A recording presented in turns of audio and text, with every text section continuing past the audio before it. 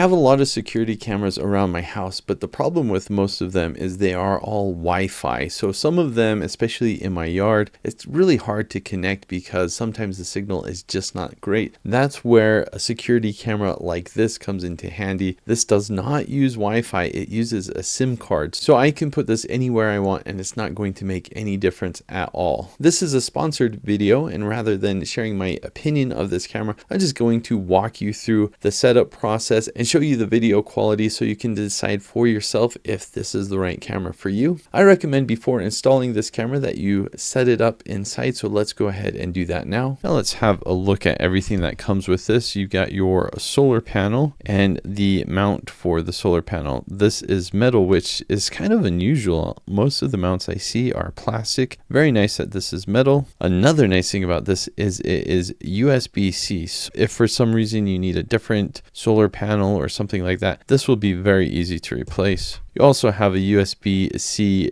cable for charging the battery in here if you want to give it a full charge before you hook it up to the solar panel. You got your mounting screws as well, and it does come with this template to help you mount things. Looks like that will work for the solar mount, but not for this mount. This mount you'll just screw on directly, and this just slides off, so you can just put the screws in here, and then when you're ready to use it, you just slide this right into place and it snaps into place. And hey, it even comes with these plastic tweezers, which is actually quite useful.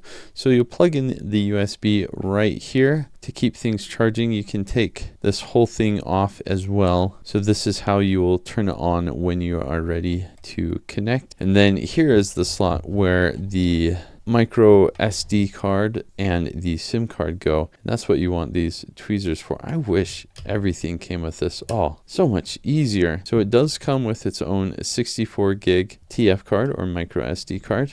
And here is the SIM card. Let's have a look. Again, really nice that it has these plastic tweezers to make my life just a little bit easier.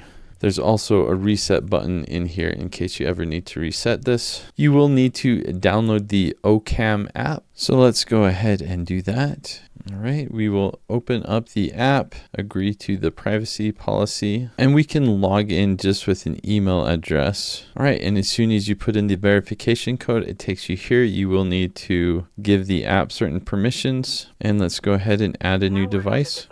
Scan the QR code on the device. And before I scan the QR code on the side, let's go ahead and turn this on. So I'll just move the switch to on. Card into the device and click next. All right, so it wants me to insert the SIM card already inserted. So I'll just go ahead and press next. It wants me to hit the reset button, but the blue LED is already on. You can give it a custom name or you can click on one of these presets. I am actually going to put this in my back garden. So I'm just going to click on that and press get started. So I've got push notifications on, motion detection on, and by default, the cloud video recording is set to on. If you turn this off, it will not save to the cloud. And so let's go ahead and press get started. And there we go. So I can press play and I should be able to see the live feed. Let me move this down. And indeed, here I am talking. That was a super quick and easy setup. Let's look at some of these options. So we can silence the device. We can go to 4G refill. So we can check out what our plan is here, or you can just use the TF card. So we've got cloud playback here, or we can go to TF card. And we've got the same thing on the TF card. So we've got some nice redundancy there where we can go back to the live feed. So with the app, we can change if we want standard definition or high definition. We can even do super high definition. Let's do it. So that's going to use up more storage space. It's going to be harder to view live. So let's go back to standard definition. You can also do adaptive if you want. We can use this joystick to move the camera around. So that's nice, quick and easy. We can also zoom in. So here we go, zooming in, and we can reset like that. You can also use the intercom feature if you want to talk to people on the other end, and you have a bunch more options as well. So you can turn on a siren.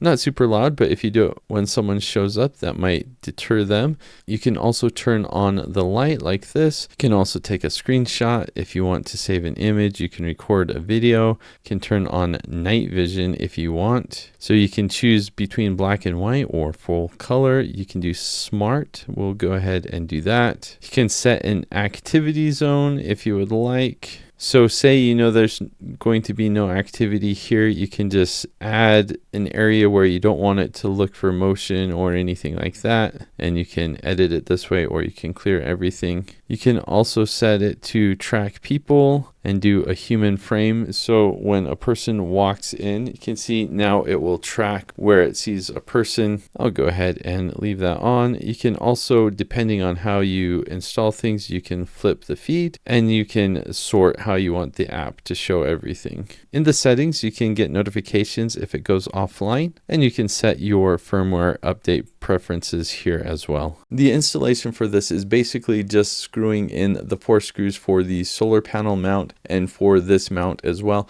So it's fairly easy depending on where you want to install it. What I've been doing with this camera is I kind of just put it on a stand so I can move it around to different places in my yard. We have a lot of deer that come here and destroy our garden and different things like that. We've kind of learned to just deal with it, but I do like seeing the deer come in the camera, see what they are interested in, what they are not. So this is a great camera for being able to move to different areas. I don't have to worry about Wi-Fi. I can put this in the far corner of my yard. Here's some of the footage just to give you an idea of what the quality is like. And you can change the quality. You can go from standard definition, high definition, super high definition. So it is nice that it has those options. This camera also has lights on it. So if it's night and you want color at night, it can turn the lights on so you can view color at night, or you can view the black and white footage if you prefer that. Hope this video helped. Thanks for watching.